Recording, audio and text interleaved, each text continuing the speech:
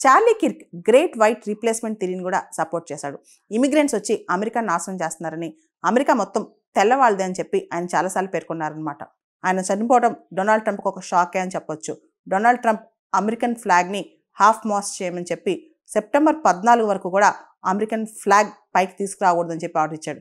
జనరల్గా ప్రభుత్వంతో అంత సంబంధం లేని వ్యక్తి చనిపోతే ఇలా ఫ్లాగ్ని హాఫ్ మాస్ట్ చేయటం అమెరికాలో అరుదైన సంఘటన అనమాట. అలాంటి సంఘటన ఇక్కడ జరిగింది. ఆయన చనిపోగానే డొనాల్డ్ ట్రంప్ షాక్ గురై గ్రేట్ అమెరికన్ పేట్రియోట్, చాలా గొప్ప అమెరికా దేశభక్తుడు చనిపోయాడు, అదేవిధంగా కన్జర్వేటివ్ మూవ్మెంట్కి ఇది పెద్ద లాస్ అని కూడా డొనాల్డ్ ట్రంప్ వ్యాఖ్యానించారు. ఆ వ్యాఖ్యలతో పాటు ఏదైతే రాడికల్ లెఫ్ట్ పొలిటికల్ వైలెన్స్ ఉందో దాన్ని ఖండించాడు డొనాల్డ్ ట్రంప్ అనమాట. సో ఈయన అసలు ఈ చార్లీ కిర్క్ ఏ కన్జర్వేటివ్ వాల్యూస్ని ఎక్కువగా సపోర్ట్ చేశాడు, ముఖ్యంగా దేనికైతే ఆయన బలైపోయాడో గన్ వైలెన్స్తో, గన్ రైట్స్కి సపోర్ట్ చేస్తూ వచ్చాడనమాట. అంతేకాదు అబార్షన్స్కి ఎగెనెస్ట్ అయినా, దాంతోపాటు ఎల్జీబీటీ రైట్స్ కూడా ఎగెనెస్ట్ అనమాట. And Charlie Kirk Islamophobia, homophobia ఇవన్నీ బాగా సపోర్ట్ చేశాడనమాట.